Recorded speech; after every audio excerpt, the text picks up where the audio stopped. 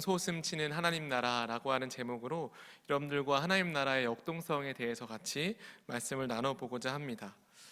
우리는 우리의 의식 밖에서 역사하시는 하나님을 종종 느끼곤 합니다. 우리의 삶 가운데 하나님께서 살아계신 것 같지 않은 때에도 하나님이 언제나 살아계심을 우리에게 느끼는 때를 하나님께서 주십니다.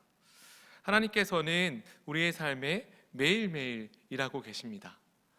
하루도 빠짐없이 어떠한 시간도 놓는 시간 없이 하나님은 우리의 삶 가운데 매일매일 가운데 역사하시는 줄 믿습니다. 그래서 그것이 우리의 소망이 됩니다. 제가 인도로 선교를 갔을 때 사원들마다 있는 종을 보았습니다. 1억 개가 넘는 힌두교의 신들마다 그 사원들마다 그 공통적으로 있는 것은 문 앞에 있는 종이었습니다. 그 종을 딸랑딸랑 하면 이제 그곳에 들어가는 것입니다. 여러분들이 많이 알고 있듯이 이것을 통해서 하는 의식은 자신들의 신을 깨우는 것이었죠. 자신들의 신을 깨워서 이제 내가 왔습니다, 나의 기도를 들어주십시오 라고 하는 마음으로 그렇게 찾아왔었습니다. 그러나 우리가 믿는 하나님은 졸지도 않으시고 주무시지도 않으시고 우리를 돌보시는 줄 믿습니다. 여러분들 삶 속에서 하나님께서 인내하게 하시고 오래 기도하게 하셔서 얻게 하신 것이 있으십니까? 설교 전에 여러분들과 잠시 이런 이야기를 나누고 설교를 시작하려 합니다. 여러분들은 어떤 것을 오래 기다려 보셨습니까? 저는 우리 쌍둥이를 낳을 때 오래 기도했던 것이 기억이 났습니다. 아이들이 생기기 전에 한 9개월 정도를 하나님께서 인내의 때를 주시고 기도하게 하셨는데 아이가 하도 안 생기니까 안 생겨서 이젠 안 생기려나 보다 라고 하는 마음으로 그 마음을 놓으니까 그 달에 생겼던 기억이 납니다. 하나님께서는 우리에게 기도하는 제목을 주시고 그 기도하는 제목을 우리가 기도하게 하실 때 인내하게 하십니다. 그리고 하나님께서 인내하시는 그 과정 속에서도 계속해서 역사하고 있다는 것을 우리가 깨닫게 하시기 원하십니다. 그리고 그때가 우리는 알 수 없으나 하나님의 정확한 때에 하나님은 그 일을 이루시는 줄 믿습니다. 바로 오늘 이 이야기가 바로 오늘 하박국서에 있는 이 말씀을 통해서 여러분들과 나누고자 하는 용솟음치는 하나님 나라라고 하는 제목의 내용입니다. 오늘 본문에 나오는 하박국이라고 하는 사람은 성전에서 노래하던 찬양대의 대원이었습니다. 레위의 후손이었습니다. 하나님을 찬양하던 삶을 살던 하박국이 하나님께 불림받게 된 것입니다. 그리고 하나님을 찬양하는 사람이 아니라 이제 하나님의 말씀을 전하는 사람으로 하나님께서 선지자로 하박국을 부르시게 되었습니다. 하나님의 말씀을 대언하는 삶을 하박국이 살게 되었죠. 이러한 하박국, 이 하박국서를 이해하기 위해서는 이 하박국서의 오늘 처음 읽은 이 내용은 여러분들이 방금 읽었듯이 뭔가 불평하는 내용, 우리 하나님께 정의가 왜 실현되지 않습니까? 라고 하는 그러한 하나님께 불만을 토로하는 내용입니다. 이 내용을 이해하기 위해서는 왜 하박국이 지금 이렇게 불평을 하고 있는가라고 하는 것을 알아야 합니다.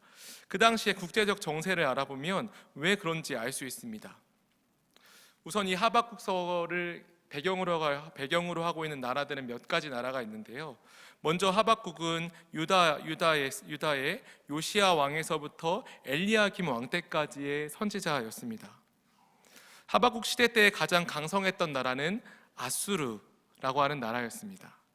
그리고 바벨론과 아수르라고 하는 나라는 대결 구도를 가지고 있었습니다. 하지만 아수르가 더 강세에 있었습니다. 왜냐하면 그 당시에 또 다른 나라 애굽이라고 하는 강대국이 아수르와 동맹 국가에 있었기 때문입니다. 그러다가 애굽과 아수르는 신흥 세력 바벨론을 함께 견제하고 있었습니다. 그러던 중에 이 바벨론과 아수르가 전쟁이 일어나게 됩니다. 남유다는 바벨론의 편은 아니었지만 아수르의 멸망이 유다에게 유리하다라고 국제적 정세를 판단하게 되었고, 이 두 나라의 전쟁 중에 유다는 어느 곳을 도와야 할까라고 하는 고민을 하게 되었습니다. 그리고 아수르를 멸망시키기 위해서 아수르의 편을 들어야겠다라고 하는 결정을 하게 됩니다. 그런데 이러한 결정 속에 우리가 방금 보았듯이 애굽이라고 하는 나라가 이 아수르라고 하는 나라를 돕기 위해서 동맹 세력을 일으켰습니다.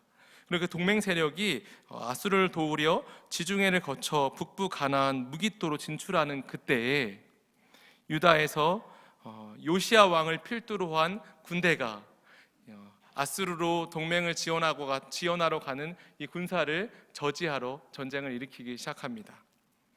그리고 요시야 왕이 선봉장으로 서 있던 이 유다의 나라와 그리고 애굽은 무깃도라고 하는 곳에서 큰 전쟁을 하게 되었습니다. 전쟁의 승기가 기우는 그때 유다의 요시야 왕은 그 전쟁에서 안타깝게도 전사하게 됩니다. 우리가 알고 있듯이 이 요시야라고 하는 왕은 이 예루살렘에서 굉장히 선한 왕이었습니다. 개혁을 일으켰던 왕이었고 하나님께서 기뻐하셨던 왕이었습니다. 그랬던 그는 하나님의 마음에 합한 왕이라고 이렇게 기록됩니다. 왕하 23장 25절에 이렇게 기록됩니다. 요시야와 같이 마음을 다하며 성품을 다하며 힘을 다하며 모든 율법을 온전히 준행한 임금은 요시야 전에도 없었고 후에도 그와 같은 자가 없었더라. 아멘. 요시야 왕은 하나님께서 그 전에도 그 이후에도 없다라고 할 만큼 하나님의 마음에 합한 왕이었습니다. 그런 왕이 그런 이방인과의 전쟁에서 전사하게 된 것입니다. 이러한 전사한 사건으로 인해서 예레미야도 예레미야애가 2장 18절에 그러한 정세를 이렇게 기록합니다. 그대 마음이 주를 향하여 부르짖기를 딸 시온의 성벽아 너는 밤낮으로 눈물을 강처럼 흘릴지어다. 스스로 쉬지 말고 내 눈동자를 쉬게 하지 말지어다. 요시야 왕이라고 하는 사람이 죽은 이 슬픔은 이스라엘 전역에 퍼졌습니다. 어찌 우리에게 이러한 선한 왕이 하나님께로 돌아가는 것을 개혁했던 왕이 죽을 수 있는가? 라고 하는 그 질문 속에서 많은 사람들이 울고 슬퍼하는 그러한 때였습니다. 그러한 때에 이스라엘 백성들은 밤낮 흐르는 눈물로 그들의 마음을 표현하였고 요시야 왕과 같이 하나님께로 돌아가자라고 외쳤던 왕은 없었는데 그 왕이 죽고 난 뒤에 그리고 또한 그 요시야 왕이 신들의 전쟁이라 표현되었던 그 전쟁에서 죽었던 그 사실로 인해 이스라엘 백성들은 낙담하지 않을 수 없었습니다. 그래서 설상가상으로 요시야 왕이 죽은 이후에 왕들의 행태는 이스라엘 백성들을 더 근심케 하였습니다. 그중 가장 대표적인 인물이 여호야김 왕이었습니다. 그는 하나님의 율법책을 불태웠습니다. 개혁하였고 하나님의 말씀을 다시 돌아왔던 이스라엘 백성들의 그 율법책을 불태운 것입니다. 그리고 의인들을 오히려 박해하였습니다.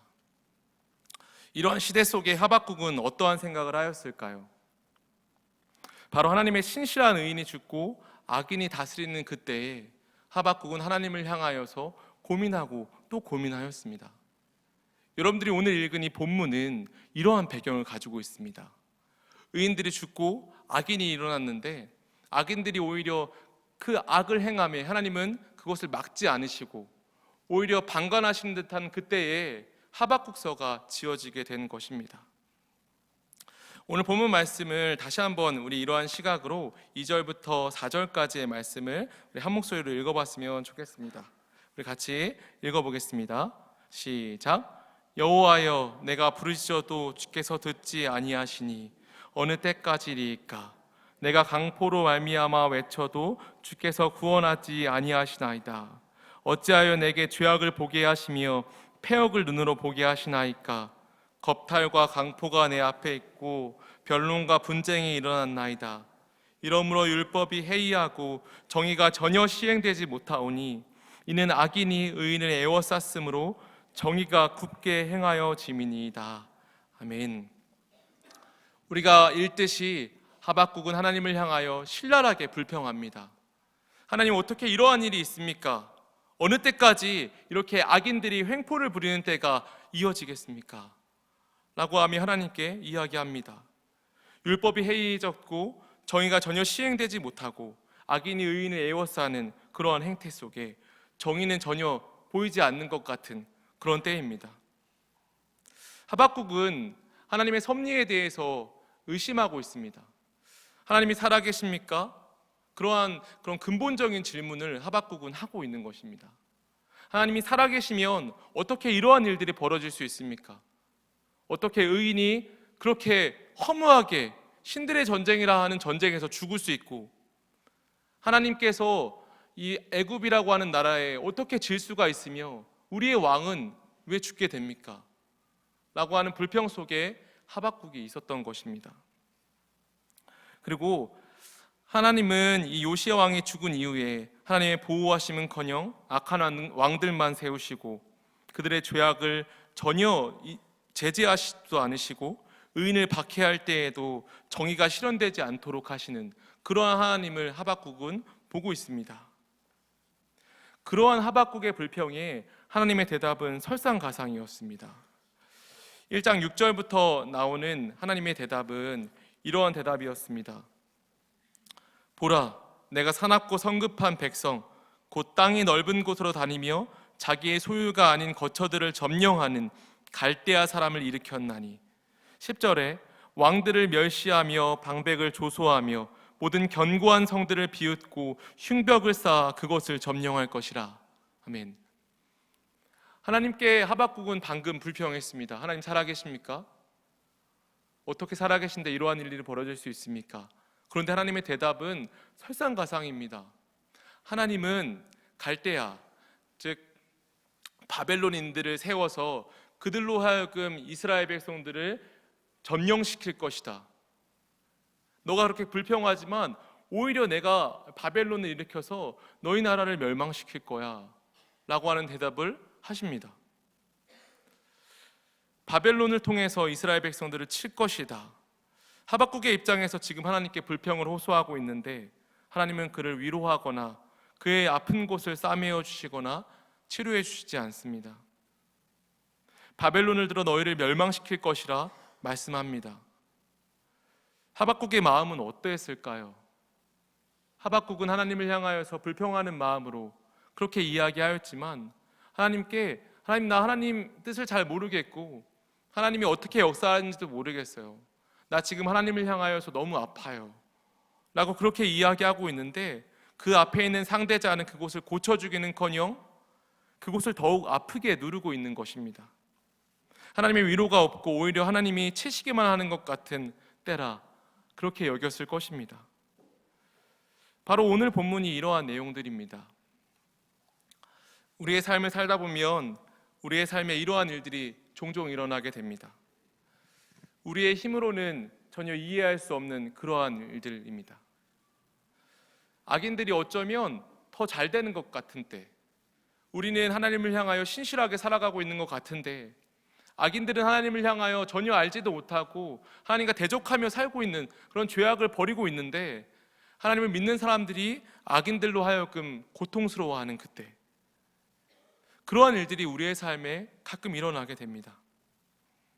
우리는 그때 이러한 일들을 어떻게 이해해야 할까요? 성경에서도 악인의 형통함은 시편의 저자들의 주요한 주제 중 하나였습니다. 어찌 악인이 형통할 수 있는가? 하나님은 잠잠한 것인가?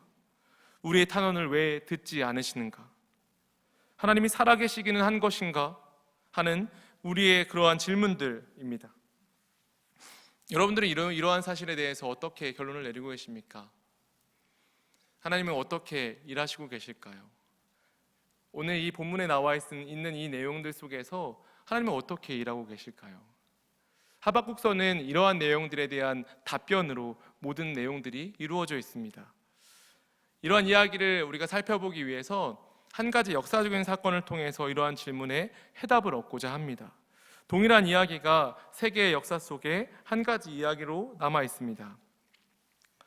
세계의 패권을 가졌던 나라들 중에 한 나라를 꼽으라라고 하면 누구나 로마를 뽑을 수 있을 것입니다. 로마는 313년 콘스탄티누스 대제를 통해서 밀라노 칙령을 통해 기독교를 자신의 국교로 공인하였습니다. 그리고 그 이후에 321년에 존엄한 태영의 날에는 모든 재판관과 시민 그리고 기술자들은 쉬어야 한다라고 하며 일요일 휴업령을 내렸습니다. 모든 나라가 주일을 지키며 주일에는 하나님께 예배하는 날로 제정한 것입니다. 얼마나 바람직한 그런 제정입니까? 그만큼 전 나라가 기독교의 통치 체계로 움직였던 나라가 바로 로마였습니다. 그래서 로마에 있어서 기독교는 그들을 이끄는 원동력이었으며 그들의 믿음이었습니다. 이후 로마는 하루아침에 이루어지지 않는다, 모든 길은 로마로 통한다, 로마의 해는 지지 않는다 등 여러 명언을 남길 만큼 로마는 세계의 역사의 중심이었습니다. 그들은 강했습니다. 그렇지만 그 이후에 서로마와 동로마로 분열된 후 서로마가 먼저 멸망하고 1453년에 동로마가 오스만 제국에게 멸망당하는 때까지 이르게 됩니다. 콘스탄티누스 대제 11세에 로마는 멸망하게 된 것입니다. 이후 한 가지 문제가 발생하게 됩니다. 로마의 멸망에 대한 질문들이 생기기 시작한 것입니다. 하나님이 통치한 나라가 어떻게 멸망할 수 있는가? 세계에 대한 세계의 여러 학자들의 의문점이었습니다. 어떻게 하나님이 통치하시는 나라가 멸망할 수 있지? 그러한 질문들은 많은 사람의 의문점으로 남았고 그 누구도 그 질문에 대해서 시원하게 대답해 주지 않았습니다. 그러던 중에 하나님께서 한 사람을 보내십니다. 그는 바로 루터라고 하는 사람이었습니다. 루터는 1517년에 종교개혁을 이끌었던 사람이었는데 이에 대한 대답으로 1523년에 그의 저서를 통해 두 왕국 이론을 소개합니다. 이 두 왕국이라고 하는 것은 한 나라는 세상이며 한 나라는 하나님의 나라라고 하는 두 왕국 이론입니다.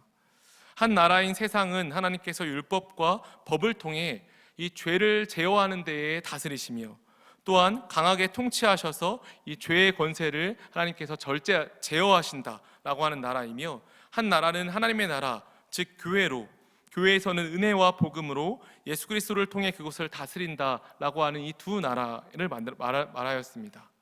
그리고 이를 통해 루터가 이야기하고자 하는 것이 있었습니다.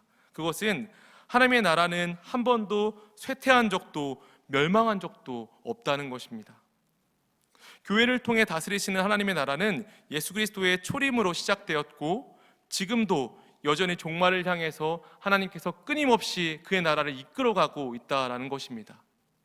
세상이라고 하는 나라가 우리가 볼 때에는 너무 떨어지는 것 같고 세상이 하나님이 다스리는 나라인 것 같지만, 그래서 그런 나라가 멸망할 때도 있고 하나님께서 그 나라를 이끌어 가시지 않은 것 같다라고 하는 마음이 들 때도 있지만, 하나님께서는 두 왕국 이론으로 여전히 그 하나님의 나라인 그 교회를 통하여서 하나님의 역사를 여전히 끌고 가고 있다. 세상의 역사와는 분리되어지는 하나님의 나라의 역동성을 두 왕국 이론으로 설명하였습니다. 하나님의 나라의 완전한 도래를 위해 하나님 나라는 완성되어져 가는 과정 가운데 있고 지금까지 한 번도 그친 적이 없다는 것입니다. 그것을 직선론적인 역사관이라고 이야기하며 날아가는 화살처럼 하나님 나라를 비유합니다. 마치 화살이 날아가듯이 한 번도 그 화살은 그쳐진 적이 없고, 그러한 하나님의 나라는 계속해서 역동적으로 용솟음치는 용암처럼 그의 나라가 이루어지고 있다는 것입니다. 우리가 살고 있는 현세도 이 세상을 하나님께서 다스리시지만 하나님이 살아계시지 않은 것 같은 때에도 하나님의 나라는 용솟음치며 이루어가고 있음을 지금도 우리는 알 수 있습니다. 사람의 시각으로 때로는 하나님의 나라가 완전히 쇠하게 있는 것처럼 보이며 인간적으로 어떠한 소망이 없는 것처럼 느껴질 때에도 하나님의 나라는 여전히 이루어가고 있다, 이루어지고 있다라고 하는 사실입니다. 이 사실은 우리로 하여금 이 시대에 흥망성쇠와는 달리 계속해서 흥왕하는 하나님의 말씀의 힘을 느낄 수 있게 합니다. 루터는 시대의 질문에 그러한 두 왕국 이론으로 대답하였고, 로마가 멸망했을지라도 하나님의 나라는 로마의 멸망에 의해서 움직이지 않고 로마의 멸망 또한 하나님의 나라가 완성되어져 가는 과정 가운데 용솟음치는 하나님의 나라에 완성되어지는 과정 가운데 있다라고 하며 세 개의 질문에 대답하였습니다. 이 사실은 지금까지도 이어지고 있습니다. 하나님 나라는 지금까지 한 번도 쇠퇴한 적이 없습니다. 믿으십니까? 하나님 나라는 지금까지 한 번도 쇠퇴한 적이 없고 우리의 삶에 어떠한 일을 통해서 우리가 우리의 삶에 있는 하나님이 살아계시지 않은 것 같은 그러한 일들 속에서도 하나님은 계속해서 역사하고 계십니다. 이러한 이러한 우리의 질문에 대답하고 있는 것이 바로 이 하박국서인 것입니다. 우리는 오늘 루터가 주장한 것처럼 하박국 시대의 정황과 우리 시대의 정황을 살펴보아야 합니다. 하박국 때에도 요시야 왕이 죽고 소망이 끊어진 것 같은 그때에 하나님은 그것을 멸망으로 보지 않았습니다. 여호와김이 패악을 저지르고 그것으로 정의가 굳게 실현될 때에도 하나님은 그것을 멸망으로 또한 쇠퇴함으로 보지 않았습니다.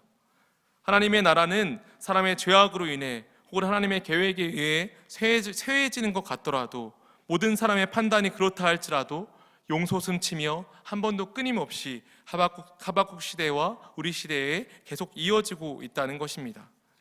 이러한 시야를 가지고 오늘 본문으로 다시금 온다면 하나님은 지금 하박국의 탄원들을 듣지 않으시는 것이 아닙니다. 하나님의 때는 계속해서 전진하고 있으며 하나님의 나라는 계속해서 도래함으로 가고 있습니다. 그래서 하박국서 2장 3절에서 4절에 이렇게 기록합니다.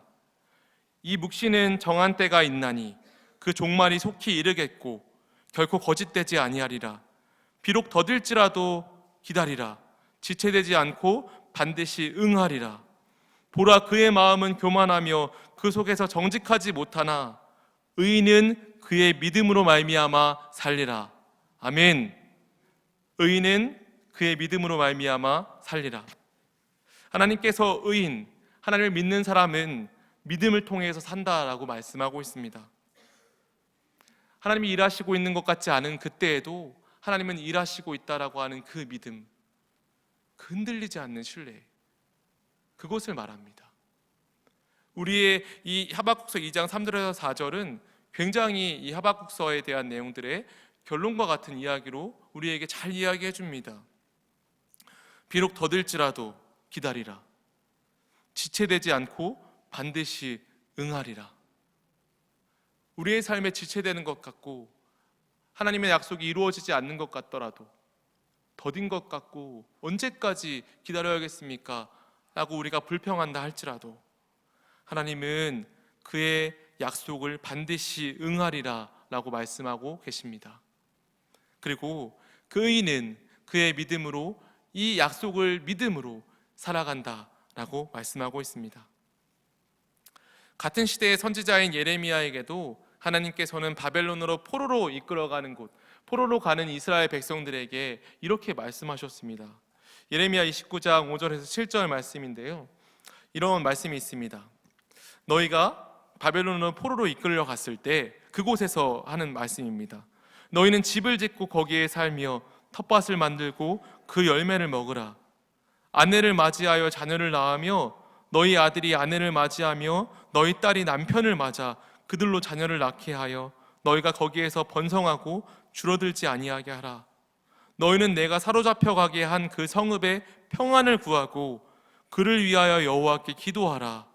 이는 그 성읍이 평안함으로 너희도 평안할 것임이라. 아멘. 예레미야에게 포로로 이끌려간 이스라엘 백성들에게 이야기하는 것을 잘 들어보면 이스라엘 백성들이 포로로 이끌려간 그 바벨론에서 누구보다 비참한 상황이고 신변의 보호도 받지 못하는 그러한 상황이지만 그곳에서 다만 잘 살라고 이야기하십니다. 결혼도 하고 자녀도 낳고 그곳에서 먹기 위해서 일도 해라. 그리고 그 성을 위해서 평안을 구하기도 해라. 그렇게 말씀하십니다. 이러한 말씀이 이해가 되지 않죠. 포로로 간 곳에서 하나님께서 너희의 아픔을 알고 내가 너희를 이끌어 줄게 라고 하는 그 말씀을 먼저 하시지 않고 그냥 그곳에서 인내하며 잘 살아라. 어떻게 보면 굉장히 무책임한 말 같기도 하죠. 그냥 잘 살아라. 그곳에서 누구보다도 그곳에 있는 사람처럼 살아라.